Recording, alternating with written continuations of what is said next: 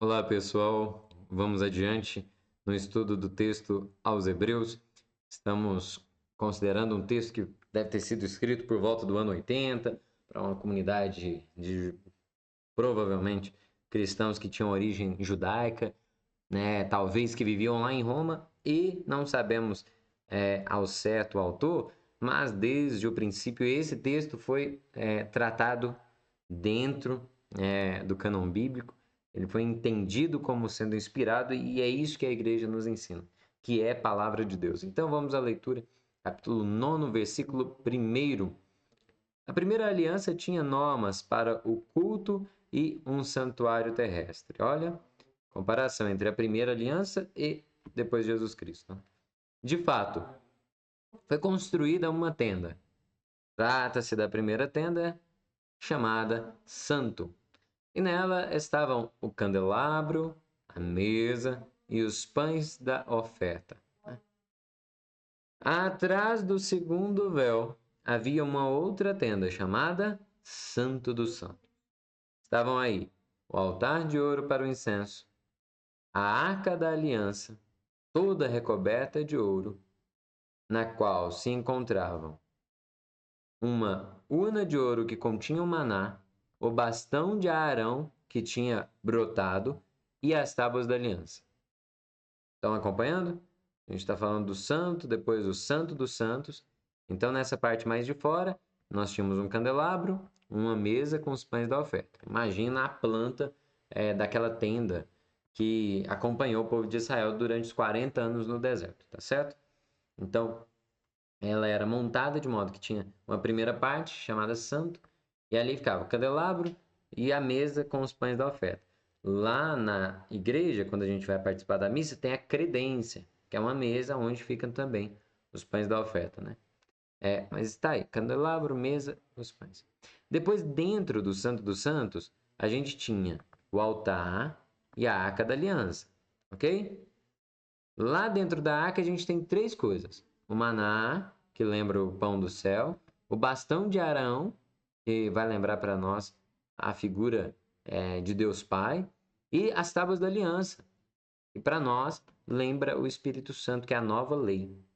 Isso aqui eu estou fazendo uma relação entre o maná e Jesus Cristo, o bastão e Deus Pai, o cajado de Arão, e as tábuas da aliança, que nos lembram do Espírito Santo, que é a nova lei.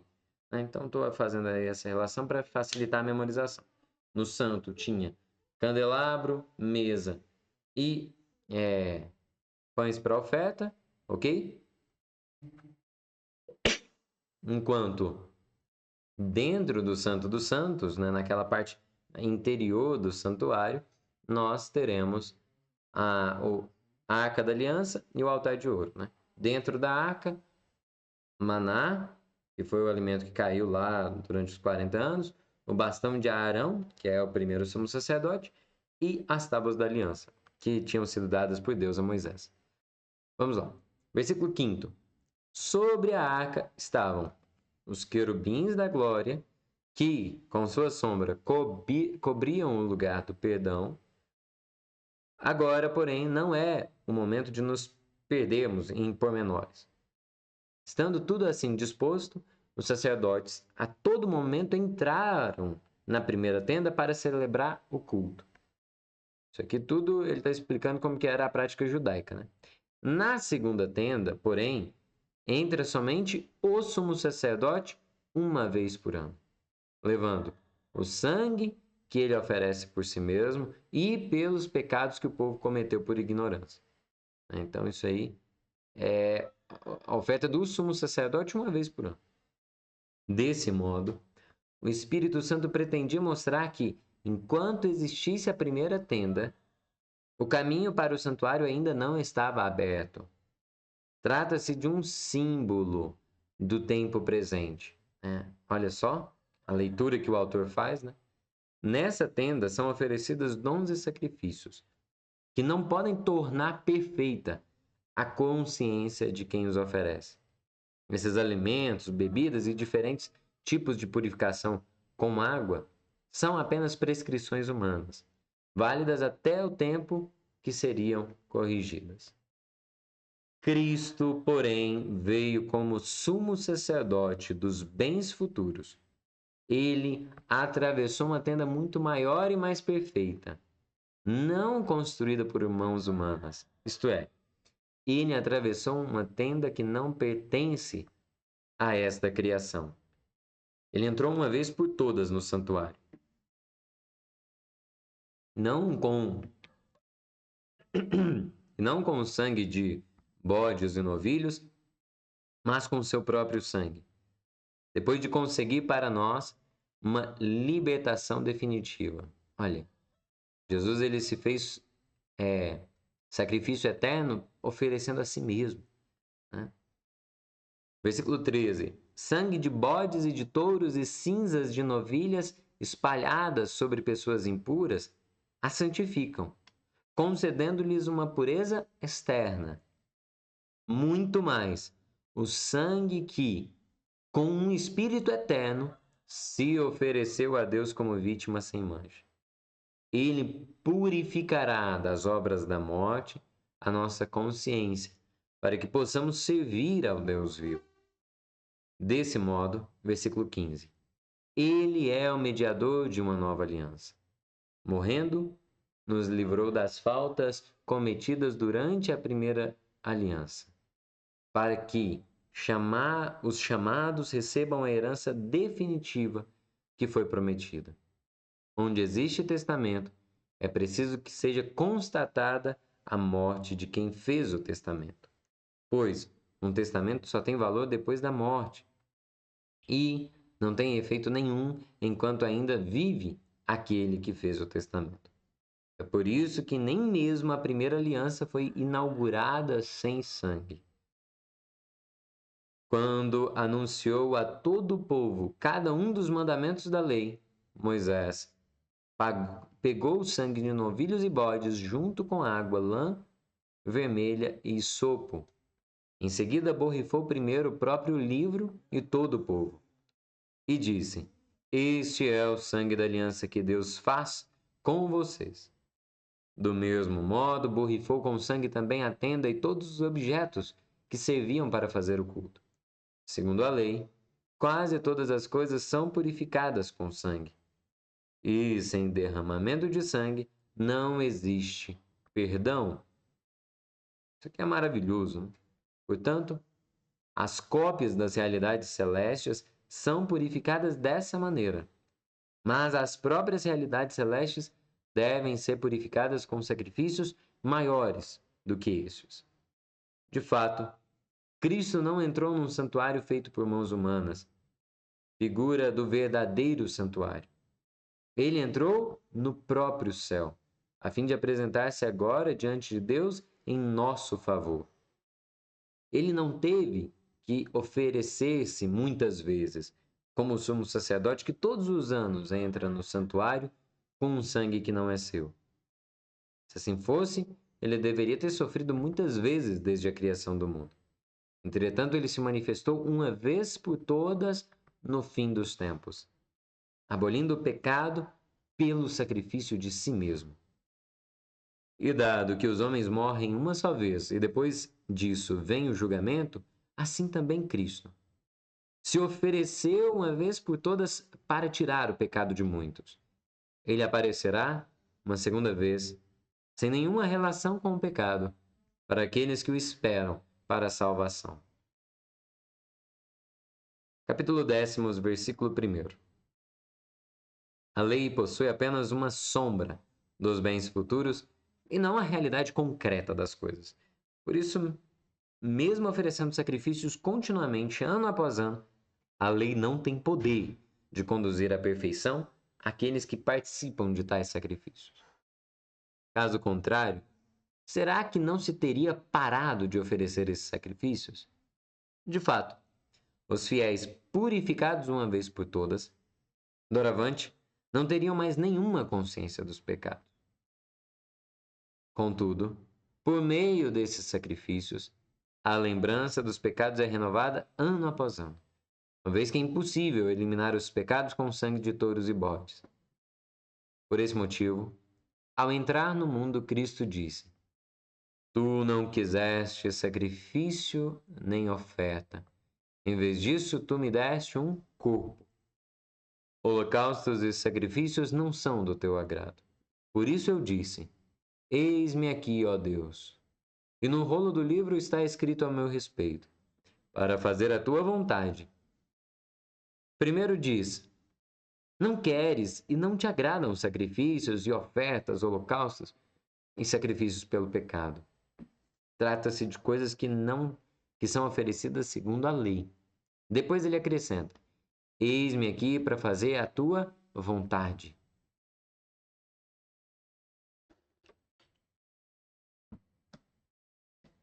Desse modo, versículo 9, Cristo suprime o primeiro culto para estabelecer o segundo.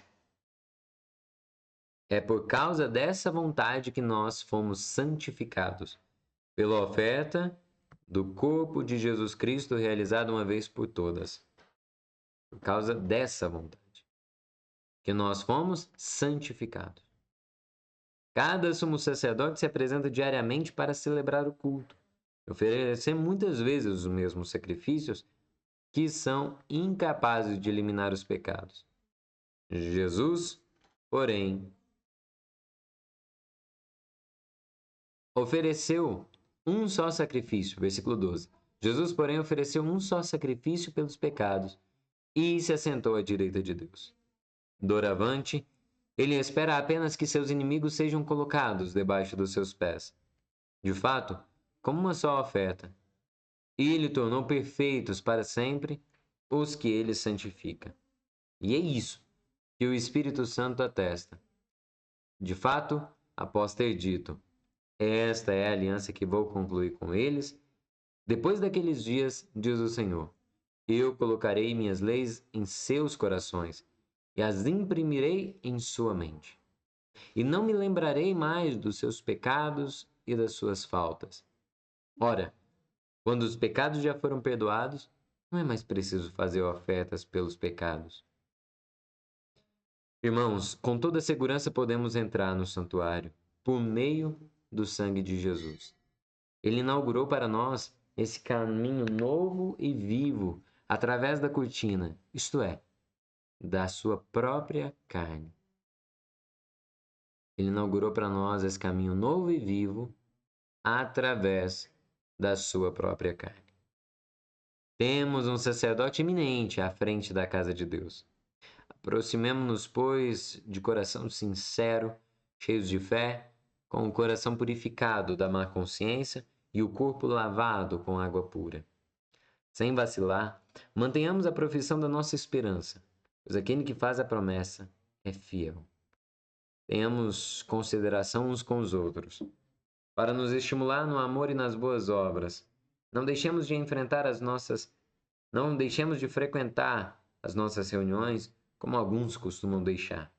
Ao contrário, procuremos animar-nos sempre mais, principalmente agora que vocês estão vendo como se aproxima o dia do Senhor.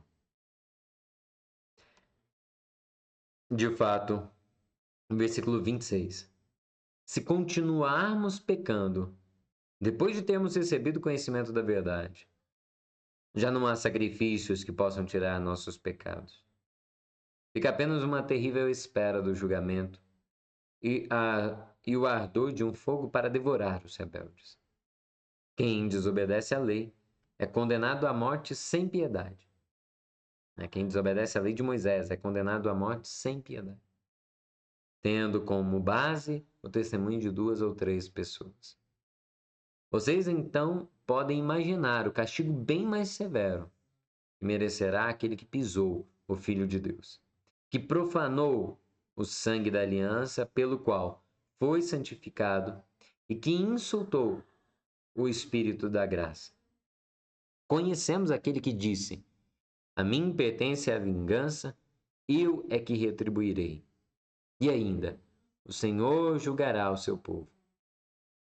É terrível cair nas mãos do Deus vivo. Versículo 32.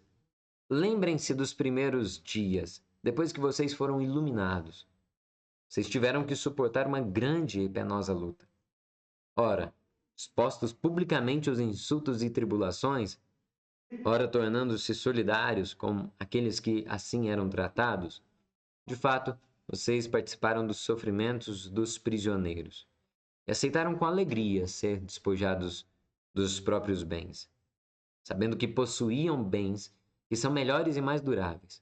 Portanto, não percam agora a coragem, para a qual está reservada uma grande recompensa. Vocês necessitam apenas de perseverança, a fim de cumprirem a vontade de Deus e assim alcançarem o que Ele prometeu. Porque falta apenas um pouco e aquele que deve vir vai chegar e não tardará. O meu justo vive pela fé, mas ele volta atrás. Mas, se ele volta atrás, nele eu não encontro mais nenhuma satisfação. Nós, porém, não somos como aqueles que voltam atrás para se perder, mas somos homens de fé para salvar a nossa vida. Olha só, radical, né? Capítulo 11, sobre a fé e a perseverança, versículo 1, talvez uma das partes mais conhecidas de todo o texto Hebreus, né? De Hebreus. Capítulo 11, versículo 1. A fé é um modo de já possuir aquilo que se espera. É um meio de conhecer as realidades que não se veem. Ou seja, a fé é a certeza, né, daquilo que se espera e é o fundamento das coisas que não se vê, né? A fé ela se relaciona à realidade futura e se relaciona àquilo que nós não vemos, né? Versículo 2. Foi por causa da fé que os antigos foram aprovados por Deus. Pela fé sabemos que a palavra de Deus formou os mundos. Foi assim que aquilo que vemos originou-se de coisas invisíveis. Ó, me remetendo ao Gênesis, né? No princípio, Deus disse, faça-se a luz. Então, pela palavra, Deus formou os mundos. E aí, depois a gente sabe que essa palavra é Jesus Cristo, porque São João vai dizer, et verbum caro factum est. Né? E o verbo se fez carne. Versículo 4. Pela fé, Abel ofereceu um sacrifício melhor que o de Caim. E por causa da fé, ele foi declarado justo e o próprio Deus afirmou que aceitava os seus dons. Embora estando morto, Abel continua falando pela sua fé. Pela fé, Enoque foi levado embora, para que não experimentasse a morte. Lembra, Enoque foi arrebatado ao céu, semelhante a Elias, por exemplo? Pela fé, Enoque foi levado embora para que não experimentasse a morte. E não foi mais encontrado porque Deus o levou. E antes de ser levado, foi dito que ele agradava a Deus. Mas é impossível agradar a Deus sem a fé. De fato, quem se aproxima de Deus deve acreditar que Ele existe e que recompensa aqueles que o procuram. Olha aí, a fé cristã é essa, que Jesus existe e que Ele recompensa aqueles que o procuram. Pela fé, ao ser avisado divinamente sobre coisas que ainda não via, Noé levou isso a sério e construiu uma arca para salvar sua família. Olha, pela fé, Noé construiu a arca. Por essa fé, ele condenou o mundo e se tornou herdeiro da justiça que provém da fé. Pela fé, Abraão, chamado por Deus, obedeceu e partiu para um lugar que devia receber como herança. E partiu sem saber para onde. Pela fé, ele foi residir como estrangeiro na terra prometida, morou em tendas juntamente com Isaque e Jacó, também eram herdeiros da mesma promessa. E Abraão esperava a cidade bem alicerçada, cujo arquiteto e construtor é o próprio Deus. Foi pela fé que também Sara, embora sendo velha, se tornou capaz de ter uma descendência, pois ela acreditou em Deus que lhe havia prometido isso. Versículo 12. Assim, de um só homem, que estava praticamente morto, nasceu uma descendência tão numerosa como as estrelas do céu Ou seja, está falando de Abraão, que teve o filho Isaque quando ele já tinha 100 anos, né? De um só homem que estava praticamente morto, nasceu uma descendência tão numerosa como as estrelas do céu, tão numerosas como os grãos de areia na praia do mar. Todos eles morreram na fé. Não conseguiram a realização das promessas, mas só as viram e saudaram de longe. E confessaram que eram estrangeiros e peregrinos sobre a terra. Falando assim, eles demonstraram que estavam em busca de uma pátria. Se eles estivessem pensando que essa pátria era aquela de onde tinham saído, teriam a possibilidade de voltar para lá. Mas não. Eles aspiravam a uma pátria melhor, isto é, a pátria celeste. Por isso Deus não se envergonha de ser chamado de Deus deles. Na verdade, Deus preparou uma cidade para eles. Pela fé, Abraão, submetido à prova, ofereceu Isaque, justamente ele, que havia recebido as promessas, ofereceu o seu único filho.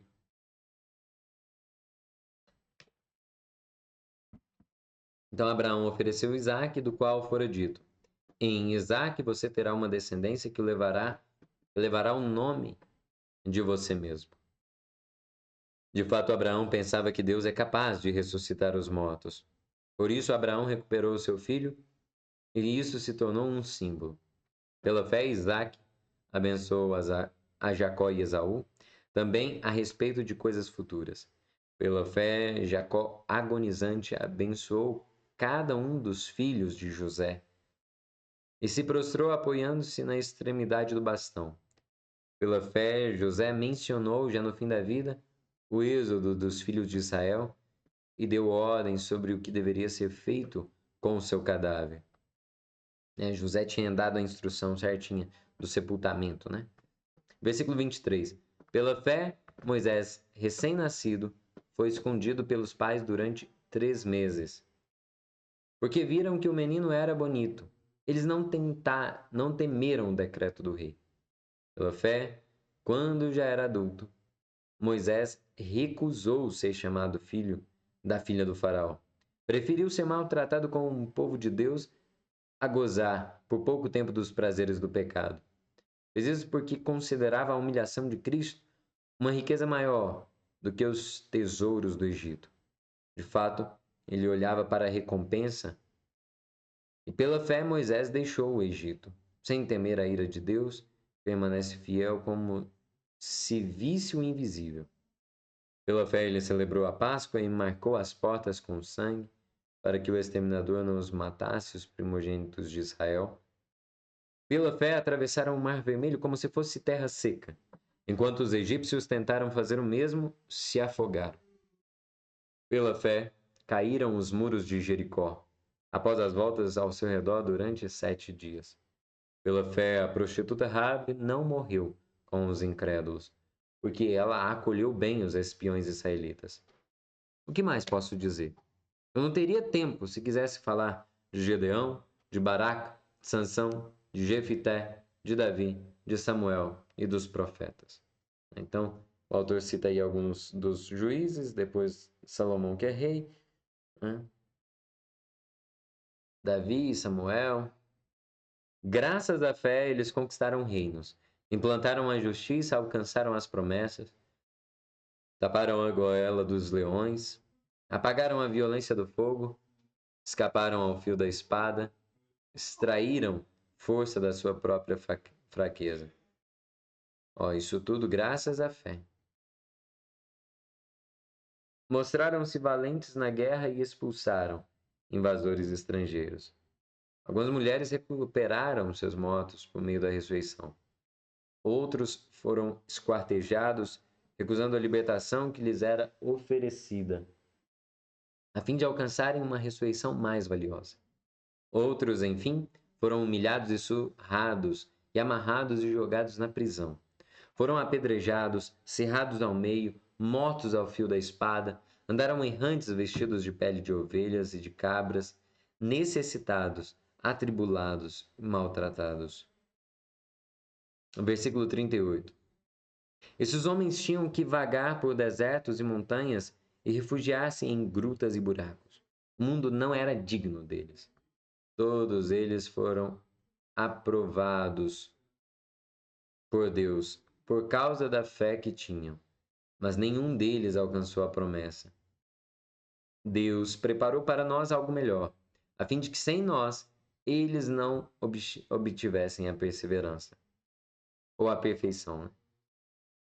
Capítulo 12, versículo 1. Portanto, estamos rodeados dessa gente, ou melhor, portanto, estamos rodeados dessa grande nuvem de testemunhas. Deixemos de lado o que nos atrapalha e o pecado que se agarra, né, em nós, que nos envolve. Corramos com perseverança na corrida, mantendo os olhos fixos em Jesus, autor e consumador da fé. Em troca da alegria que lhe era proposta, ele se submeteu à cruz, desprezando a vergonha, e se assentou à direita do trono de Deus. Olha, mantendo os olhos fixos em Jesus. Somos colaboradores, né, nessa proposta. Apesar de termos de nos submeter à cruz, né? Mas versículo 3. Para que vocês não se cansem e não percam o ânimo, pensem atentamente em Jesus. Suportou contra si tão grande hostilidade por parte dos pecadores. Versículo 4. Vocês ainda não resistiram até o derramamento do sangue na luta contra o pecado. E já se esqueceram da exortação que lhes foi dirigida, como a filhos. Meu filho, não despreze a correção do Senhor e não perca o ânimo quando for repreendido por ele. Depois o Senhor corrige a quem ele ama e castiga a quem aceita o Espírito. Em vista da educação é que vocês sofrem. Deus os trata como filhos, trata-os como filhos. E qual é o filho que não é corrigido pelo pai? Acontece, ou melhor, pelo contrário, se vocês não são corrigidos, como acontece com todos, vocês então são bastardos e não filhos. Ademais, tivemos nossos pais humanos como educadores e os respeitamos. Será que não devemos submeter-nos muito mais ao Pai dos Espíritos para termos a vida? Nossos pais humanos por pouco tempo nos corrigiam, como melhor lhes parecia. Deus, porém, corrige para o nosso bem a fim de que sejamos participantes da sua própria santidade. Na hora, qualquer correção parece não ser motivo de alegria, mas de tristeza. Porém, mais tarde, ela produz um fruto de paz, né? Essa correção, que se torna motivo de alegria, produz um fruto de paz e de justiça naqueles que foram corrigidos. Por isso, levantem as mãos cansadas e fortaleçam os joelhos enfraquecidos. Endireitem os caminhos por onde terão que passar, a fim de que o aleijado não manque, mas seja curado. Versículo 14. Procurem estar em paz com todos. Progridam na santidade, porque sem ela ninguém verá o Senhor. Vigiem para que ninguém abandone a graça de Deus. Que nenhuma raiz venenosa cresça no meio de vocês, provocando perturbação e contaminando a comunidade. Não haja nenhum fornicador ou profanador como Esaú, que vendeu seus direitos de filho primogênito em troca de um prato de comida. E vocês bem sabem que a seguir ele foi rejeitado, quando quis obter a bênção como herança, porque não encontrou a possibilidade de seu pai mudar a decisão, embora ele pedisse isso com lágrimas. Versículo 18. Vocês não se aproximaram de uma realidade palpável. Ali havia fogo ardente, escuridão, trevas, tempestade, som de trombeta e ruídos de palavras.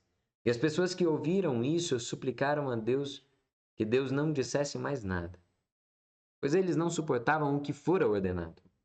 Até um animal será apedrejado se tocar a montanha. Eles ficaram tão espantados com esse espetáculo que Moisés disse: Eu estou apavorado e com medo. Entretanto, vocês se aproximaram do monte de Sião e da Jerusalém celeste, a cidade do Deus vivo. Vocês se aproximaram de milhares de anjos reunidos em festa e da assembleia dos primogênitos que tem o nome inscrito no céu. Vocês se aproximaram de Deus, que é juiz de todos. Vocês se aproximaram dos espíritos justos que chegaram à fé. Ou melhor, vocês se aproximaram dos espíritos justos que chegaram à meta final. E de Jesus, o mediador de uma nova aliança. Vocês se aproximaram do sangue da aspersão que fala muitas vezes algo que o sangue de Abel. Fala mais alto que o sangue de Abel. Cuidado! Não deixem de escutar aquele que fala a vocês. Pessoas que recusam escutar aquele que as advertia na terra não escapam no céu. E menos ainda escaparemos nós do castigo se nos afastarmos de quem nos fala do alto do céu. Aquele cuja voz um dia abalou a terra, agora diz: mais uma vez farei estremecer não somente a terra, mas também o céu. A expressão mais uma vez anuncia o desaparecimento de tudo aquilo que participa da instabilidade do mundo criado, para que permaneça só o que é inabalável. Já que recebemos um reino inabalável, conservemos bem essa graça. Por meio dela sirvamos a Deus de tal modo que o agrademos, isto é, com respeito e temor, pois o nosso Deus é um fogo devorador. Pois bem, agora capítulo 13, versículo 1. Perseverem no amor fraterno. Não se esqueçam da hospitalidade, pois algumas pessoas, graças a ela, sem saber, acolheram anjos. Agora vai falar sobre esse amor fraterno, e a gente lembra que Abraão é que acolheu anjos, né? Abraão, a gente olha lá para o momento que ele vai ser visitado por 3 homens. Os antigos padres da igreja viam nos 3 homens uma prefiguração das pessoas divinas, né? Deus Pai, Filho e Espírito Santo. Então, é sobre a acolhida que fala aqui, mas lembrando de Abraão especialmente. Mas vamos lá. Não se esqueçam da hospitalidade, pois algumas pessoas, graças a ela, sem saber, acolheram anjos. Lembrem-se dos presos, como se vocês estivessem na prisão com eles. Lembrem-se dos que são torturados, pois vocês também têm um corpo. Que todos respeitem o matrimônio e não desonrem o leito nupcial, pois Deus julgará os libertinos e adúlteros. Que a conduta de vocês não seja inspirada pelo amor ao dinheiro. Cada um fique satisfeito com o que tem. E, pois Deus disse, eu nunca deixarei você, nunca o abandonarei. Então não precisa ficar aflito com o que vai ter no futuro ou o que vai precisar. Versículo 6. Assim podemos dizer com ânimo, o Senhor está comigo, eu não o temo.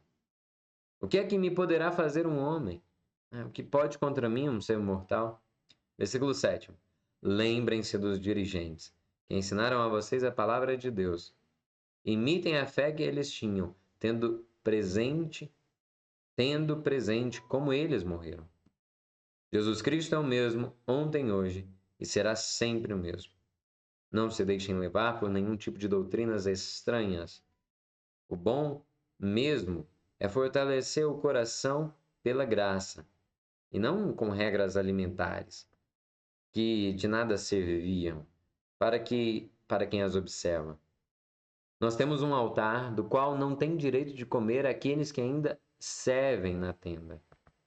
De fato, depois que o sumo sacerdote oferece o sangue no santuário pelos pecados do povo, os corpos dos animais oferecidos em sacrifício são queimados fora do recinto sagrado. Por esse motivo, também Jesus sofreu sua paixão fora de Jerusalém, quando purificou o povo com o seu próprio sangue.